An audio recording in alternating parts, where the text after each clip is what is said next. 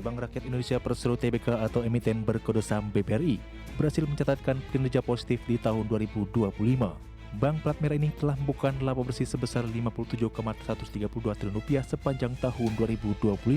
Kinerja solid tersebut ditopang pertumbuhan kredit yang sehat, struktur pendanaan yang kuat, serta perbaikan kualitas aset secara berkelanjutan.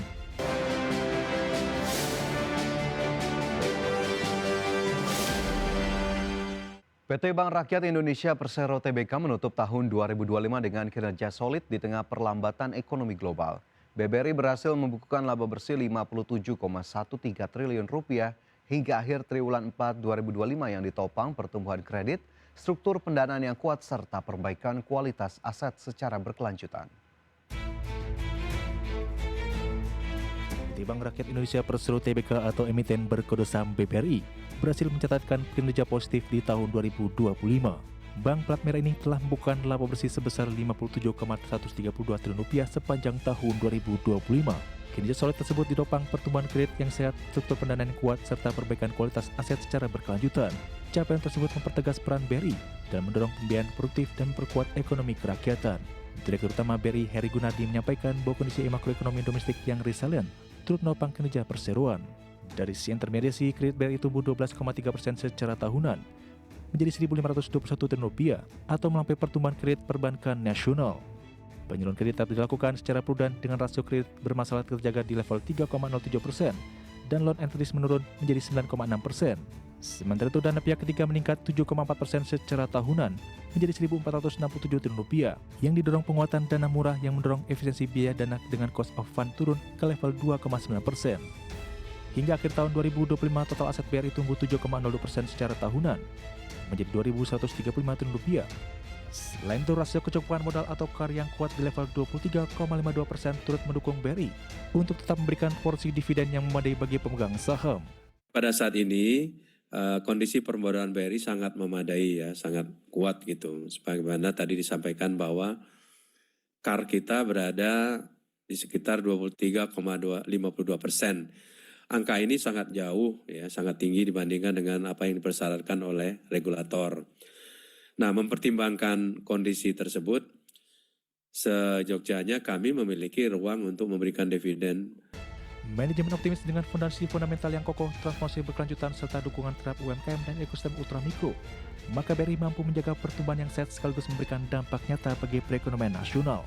Komitmen BRI terhadap sektor produktif, khususnya program pemerintah, juga tercermin dari penyaluran kredit usaha rakyat atau KUR sebesar Rp178,08 triliun yang telah disalurkan kepada 3,8 juta debitur sepanjang tahun 2025. Dari Jakarta, Tim Liputan ID Actiono. Pemerintah Indonesia kini tengah mengarahkan transformasi menuju pemerintahan terintegrasi, kebijakan berbasis data, serta layanan publik yang inklusif dan berorientasi pada kebutuhan masyarakat. Target tersebut dapat diakselerasi melalui rencana induk pemerintah digital 2025-2045 dan penyiapan kebijakan peraturan presiden tentang pemerintah digital. Penasihat khusus Presiden bidang digitalisasi dan teknologi pemerintahan sekaligus Ketua Komite Percepatan Transformasi Digital Pemerintah, Luhut Binsar Panjaitan menyampaikan bahwa pengembangan pemerintah digital berbasis AI dapat menjadi pendorong utama agar Indonesia tidak mengalami jebakan pendapatan menengah, yakni situasi ketika negara berhasil keluar dari status berpendapatan rendah ke menengah namun stagnan dan gagal naik kelas menjadi negara maju. Karena semua sudah terintegrasi datanya yang ada di kita.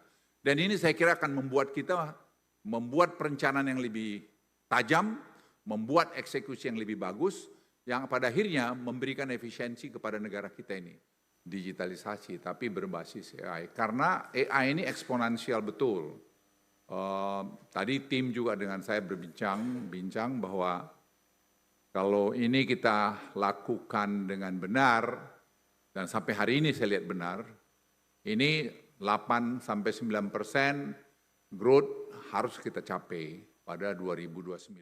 Peneliti Pusat Industri Perdagangan dan Investasi Indef Ahmad Heri Firdaus menilai kesepakatan tarif resiprokal antara Indonesia dan Amerika Serikat lebih menguntungkan negeri Paman Sam. Bagi Indonesia, kesepakatan tersebut berisiko menekan industri domestik mulai dari sektor pangan hingga tekstil dan alas kaki.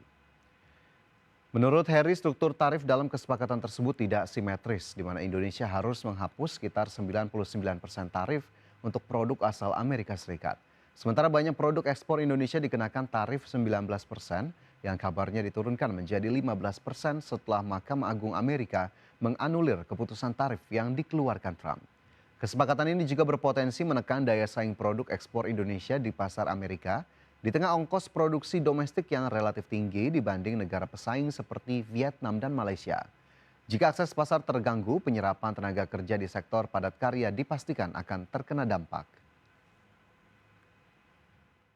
Di sini kita bisa melihat bahwa struktur tarifnya ya di sini asimetris tapi resiprokal. Jadi ada ketidakseimbangan ya di mana Indonesia ini menghapus 99% tarif ya produk dari Amerika Serikat. Jadi ini hampir full liberalisasi.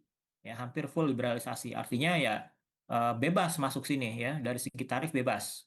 Nah, sementara kita dikenakan tarif 19% untuk beberapa produk ya, untuk banyak lah ya. Kementerian Perindustrian mencatat indeks kepercayaan industri atau IKI pada Februari 2026 berada di angka 54,02 poin. Kementerian mencatat 19 subsektor berada pada fase ekspansi dan hanya 4 subsektor yang mengalami kontraksi. Kementerian Perindustrian mencatat indeks kepercayaan industri atau IKI pada Februari 2026 berada di angka 54,02 poin. Angka ini turun tipis dari bulan sebelumnya yang mencapai 54,12. Dari 23 subsektor industri pengolahan yang dianalisis, sebanyak 19 subsektor berada pada fase ekspansi dan 4 subsektor yang mengalami kontraksi. Juru bicara Kemenperin Febri Henry Antoni Arif menyebut, subsektor yang berada pada fase ekspansi berkontribusi sebesar 92,9% terhadap PDB industri pengolahan non-migas. Dua subsektor dengan nilai IKI tertinggi yakni industri pencetakan dan reproduksi media rekaman serta industri alat angkutan lainnya. Sementara 4 subsektor yang mengalami kontraksi meliputi industri kayu dan barang dari kayu dan gabus, industri barang galian non-logam, industri komputer barang elektronik dan optik serta reparasi, dan pemasangan mesin dan peralatan.